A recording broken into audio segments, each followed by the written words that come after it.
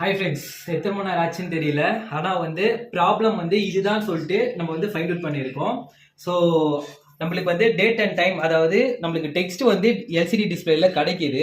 So அது RTC இந்த ஆர்டிசியை போட்டிருக்கேன். ஸோ இதான் இந்த ஆர்டிசி தான் போட்டிருக்கேன். இதுக்கு முன்னாடி இந்த ஆர்டிசி போட்டிருந்தேன், ராஸ்பெரி பை ஆர்டிசி. இது நம்ம DS53 அப்படின்னு சொல்லிட்டு இந்த ஆர்டிசி இது. ஸோ ஆனால் இதெல்லாம் ஒன்றும் பிரச்சனை இல்லை. ஆனால் ஆக்சுவல் பிரச்சனை என்ன அப்படின்னா, இந்த இடத்துல இருக்கு பாருங்க, ஒரே நிமிஷம், இந்த இடத்துல இருக்கு பாருங்க, இந்த லாஜிக் லெவல் ஷிஃப்டர் தான். ஓகேங்களா, இந்த லாஜிக் லெவல் ஷிஃப்டர் தான் நம்மளுக்கு இவ்வளவு தூரம் ப்ராப்ளமா இருந்தது.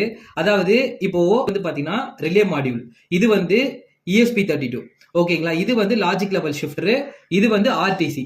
ஓகேங்களா, ப்ராப்ளம் என்னன்னா ஃப்ரெண்ட்ஸ், ESP32 நம்ம இன்க்ளூட் பண்ணும்போது லாஜிக்கல் லெவல் ஷிஃப்டரை இன்க்ளூட் பண்ண வேண்டிய அவசியம் இருக்கு நமக்கு. ஏன் அப்படின்னா, பெரிஃபரல் டிவைஸான ரிலே மாடியூலா இருக்கட்டும், இல்ல ஆர்டிசியா இருக்கட்டும், இல்ல I2C இருக்கட்டும், இவங்க எல்லாருமே 5 வோல்ட் கொடுத்தாதான் ஒர்க் ஆகுவாங்க. ஆனா ESP32 பாத்தீங்கன்னா 3.3 வோல்ட்ல தான் ரன் ஆகும். ஆனா கண்ட்ரோலர் ESP32 தான். ஓகேங்களா, சோ இந்த 3.3 வோல்ட்டை 5 வோல்ட்டா கண்ட்ரோல் பண்றதுக்கு நமக்கு நடுவுல ஒரு லாஜிக் லெவல் ஷிஃப்டர் தேவை. ஓகேங்களா, in between ESP32 and peripheral device. ஓகேங்களா, இன் பிட்வீன் நடுவுல பாத்தீங்கன்னா லாஜிக் லெவல் ஷிஃப்டர் தேவை. சோ இந்த லாஜிக் லெவல் ஷிஃப்டர் நம்ம இன்க்ளூட் பண்ணும்போது டேட்டா ரொம்ப மிஸ் ஆகுது. ஏன் அப்படின்னா, நான் வயர் இங்க பாத்தீங்க அப்படின்னா காமிடாங்க. சோ பெரிய பெரிய ஒயரா போட்டு வச்சிருக்கேன். சோ பாத்தீங்கன்னா இந்த பெரிய பெரிய ஒயரா போட்டு வச்சிருக்கேன். ஓகே, எதுக்காக இந்த பெரிய பெரிய ஒயர் போட்டு வச்சிருக்கேன் அப்படின்னா, இந்த பாக்ஸ் கொஞ்சம் ஓபன் பண்ணி இந்த கேப்பை தனியா வைக்கிறதுக்கு ரொம்ப டைட்டா இருந்ததுன்னா கன்ஜஸ்டடா இருக்கும் அப்படின்னு சொல்லிட்டு கொஞ்சம் லாங் ஒயர் போட்டு வச்சிருக்கேன். மேபி அதுவா கூட இருக்கலாம், லாஜிக் லெவல் ஷிஃப்டர்ல இருந்து டேட்டா லூஸ் கான்டாக்ட் ஆகிறதுக்கு.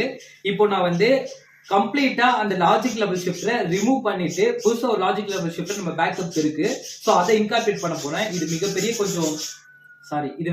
கொஞ்சம் வேலை தான்.